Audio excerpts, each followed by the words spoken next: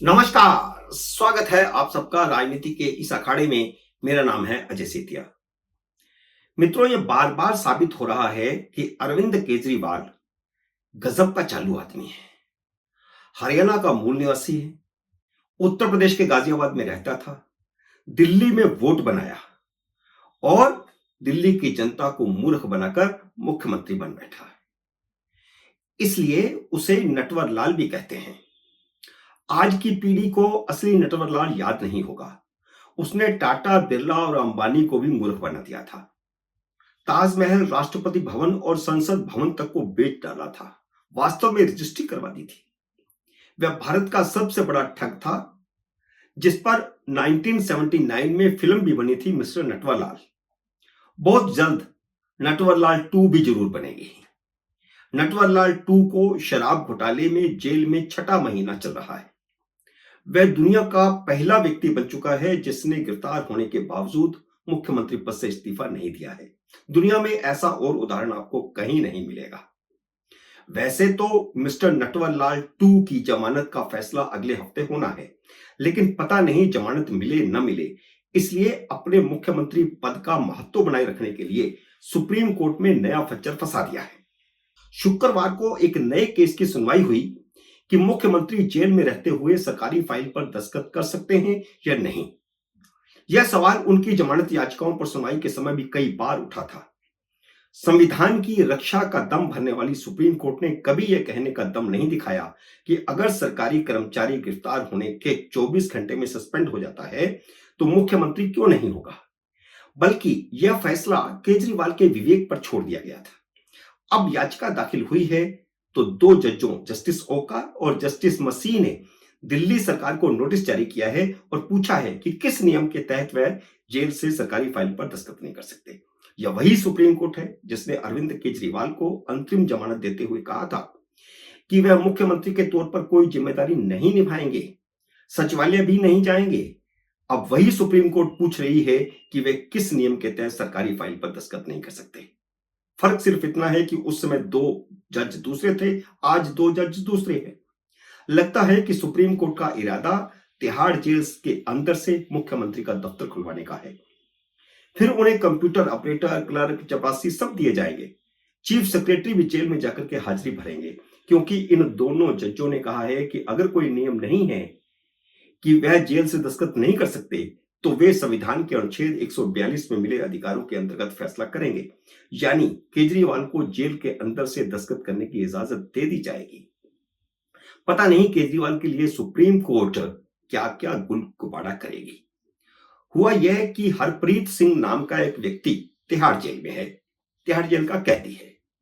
उसे अप्रैल में फरलों पर रिहा किया गया था। मई में सुप्रीम कोर्ट ने उसे स्थायी तौर पर रिहा करने के लिए विचार करने के लिए राज्य सरकार को कहा। विचार करने के लिए सरकार को 2 महीनों का टाइम दिया गया था। मुख्यमंत्री केजरीवाल उस समय तक खुद तिहाड़ जेल में जा चुके थे, इसलिए जुलाई में 2 महीने पूरे हो गए। कोर्ट ने 1 महीना और बढ़ा दिया, जिसकी सुनवाई 6 सितंबर को होनी थी, यानी आज। सुनवाई हुई तो पता चला कि मुख्यमंत्री के दस्तखत नहीं हुए, इसलिए फाइल उपराज्यपाल को नहीं भेजी जा सकी। जज कह सकते थे कि मुख्य सचिव के दस्तखतों के बाद उपराज्यपाल को फाइल भेज दी जाए, लेकिन जस्टिस ओका और जस्टिस मसीह ने दिल्ली सरकार के वकील से पूछा कि क्या मुख्यमंत्री जेल से दस्तखत नहीं कर सकते। सरकारी वकील ने कहा कि ऐसी कोई परंपरा नहीं है। जजों ने कहा कि परंपरा नहीं, नियम बताओ। अब समस्या तो यही है कि कोई नियम नहीं है। नियम होता तो वह मुख्यमंत्री कैसे बने रहते।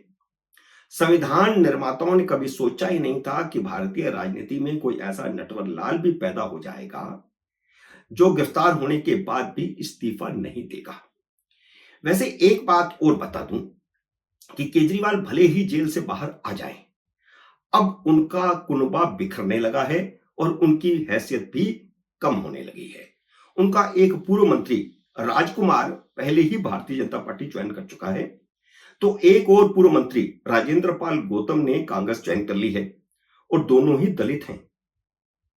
कांग्रेस के मंच से केजरीवाल के दलित ओबीसी विरोधी चेहरे को गौतम ने बेनकाब कर दिया।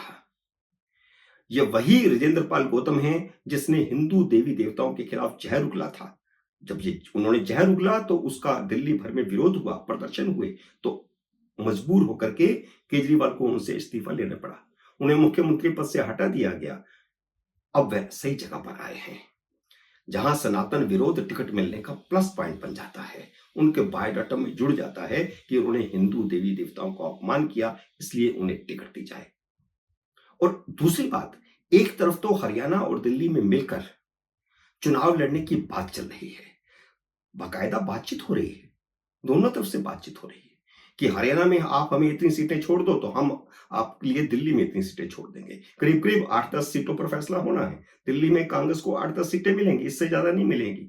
और हरियाणा में कांग्रेस उसके बदले में 8-10 सीटें आम आदमी पार्टी को देगी। इसी पर समझौते की बातचीत चल रही है। यानी भाजपा से दिल्ली में भी डरे हुए हैं और भाजपा से हरियाणा में भी डरे हुए हैं।